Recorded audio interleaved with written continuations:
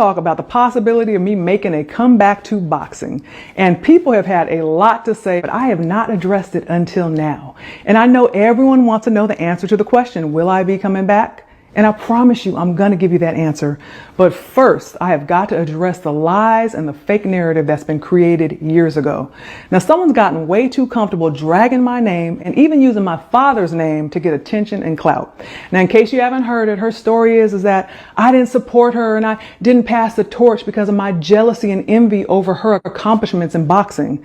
She says that I disrespected her and I started talking about knocking her out simply because I was bitter that she's outdone me. I've seen a lot of the comments. Many of you have good discernment and understand what's really going on here, while others have believed her lies over the years or have formed an opinion without having all the facts.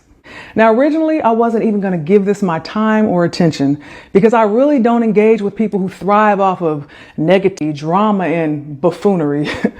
But I'm not about to let someone with bad character continue running freely, dragging my name without accountability. That's not going to happen. Come on now, listen. Laila Ali is just Muhammad Ali's daughter.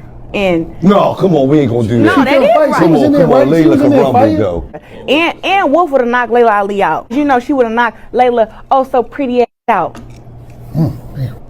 So this right here is the consequence. Now let's hit rewind because we really need to see what's happened over the years, what got us here. Now I'm not about to do the whole he say, she say thing, so let me show you some receipts. I first met her in 2012 when she was invited on stage to stand next to me when I gave my father his Liberty Medal. At some point, she reached out, started asking me for advice, wanted to know if she should go to the Olympics the second time or go pro. She would also call me and let me know when she was fighting. I was one of the hosts of We Need to Talk, an all-female sports commentary show that still airs on CBS. I asked the producers if we could do a story on her. They agreed. So I got on a plane, flew to Colorado, and did a full sit-down interview with her. I know that when I was fighting, any of my struggles that I had to overcome or anything that I was upset about, whether it be something personal or something going on in the world, I would use that anger, and take it into the ring with me and channel that energy into the ring. Have you ever done that? I did that a lot. I was going through stuff back at home, but I would have a boxing match and I would take out everything I was going through on the girl, and that kind of helped me. Now, as you can see, I was genuinely rooting for her. I gave her praise. I gave her a spotlight. When she asked for advice, I gave her valuable branding advice and boxing advice so she could have long-term success in and outside of the ring. I told her about the challenges that I faced fighting at 168 where there was limited competition, and I suggested that if she decided to turn pro, she should consider going somewhere around 148 where she would have more competitive challenges. I told her she should hire a nutritionist, trim off that excess body fat, and get into elite next level shape. I pointed her in the right direction, and I had high hopes for her. Whether she decided to turn pro or not, I felt like her future was bright if she played her cards right. But of course, at the time, I was not aware of her divisive, vindictive, and malicious nature. And I know those are strong words, but they actually fit. This girl has created a pattern. It's been directed towards many people time and time again. She saw me as the face of women's boxing, and she told me that she wanted my spot. And she's been on a mission to ruin my reputation ever since, simply because she heard me make a comment that was not about her and she took it personal. You ever get back in the ring just for fun? You still train? I stay training. Got you. Yeah, I got a little baby six-pack right now. Okay. Yeah. No, I have a heavy bag hanging in my, I just turned 40. Because I think of my healthy lifestyle, the fact that I train all the time, I could pretty much do anything I wanted to. I don't think there's anyone there for me right now that would actually give me a good challenge. I'm not somebody who sits back and complains about things. I think everything happens in due time. You got Claressa Shields now, who's an Olympic champion. She's a young black girl, came out of Flint, Michigan, lived a hard life, went through a lot. She went to the Olympics, won twice. Women's boxing wasn't in the Olympics when I fought. She actually fights at the weight class I fought in. And she's doing great. Women's boxing is getting some good attention. Now remember, at the time, we were on good terms. She was reaching out to me and referring to me as Big Sis. But this was her response. I watched the Breakfast Club video with Laila Ali. I have so much respect for her, and I like her. I actually call her my Big Sis, but it was so many shots thrown. Like, if y'all really paid attention, her saying, oh, there's not nobody good enough at 168, my weight class, that could give her a challenge when I'm the number one in my... And, I'm just like, nah. you know, I just feel like, you know, she gave props where it's due, but you know, she also spoke on how, you know, what I'm doing for women's boxing is great, but it's not great enough for her. When it's like, we got two different goals and sets in life. You know, me winning 2 Olympic gold medals is just the beginning. You know, even when she was boxing, she never fought on Showtime, HBO. I fought the main event on Showtime I don't know how many times now. Now, of course, I didn't respond to this, but I noted it.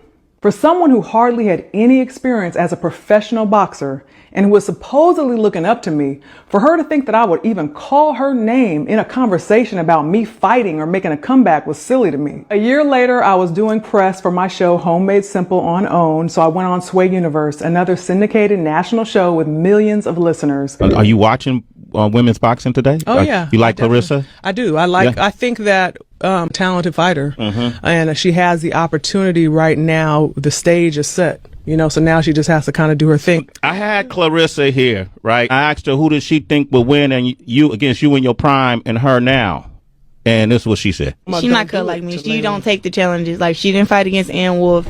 I fight against the best and beat the best. And if Laila Ali was to come out of retirement, I beat her too. That's not anything I haven't heard before. First of all, she's supposed to feel like she's the greatest. Absolutely. But just because you think you are doesn't mean you are. Okay. I like to support and uplift people, and I think that on your way up, just do your best not to disparage those that have come before you. First of all, she could never beat me.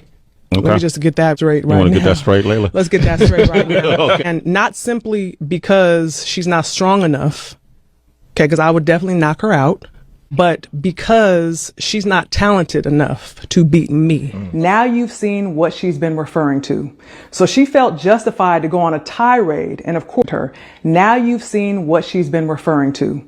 So she felt justified to go on a tirade and of course she's twisted the story over the years and taken my comments out of context. Now, according to her, I just started talking about knocking her out just out of jealousy. Now you've seen what I said, what she said, how this started, and you can see she pitted herself against me in a fight. Now, I know some of this younger generation may not be familiar with me, but I've never been one to just talk about things I can't do. When I said that I would knock her out back in 2019, it wasn't any different than what I've said to anyone who's challenged me in the past. You can go back and look at tape on me. That was not just talk for me. It's what I did.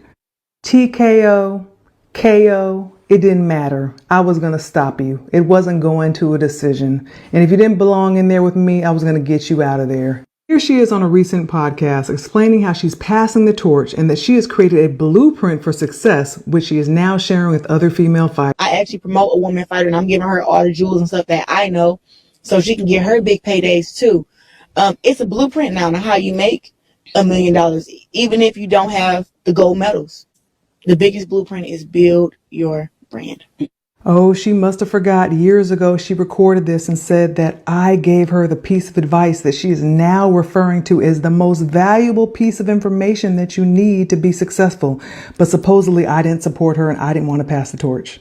Laila Ali told me to build my brand, a good brand, and a brand that I want to represent and stand for. And she said have good people behind me who I trust. So this whole idea that she started about me being jealous because of her accolades and her surpassing me, do you realize that for years, fans have believed that there's so many fighters that are better than me? I mean, they have more titles than me. Multi-million-dollar fights are happening. More money than I ever made. More money than she's making.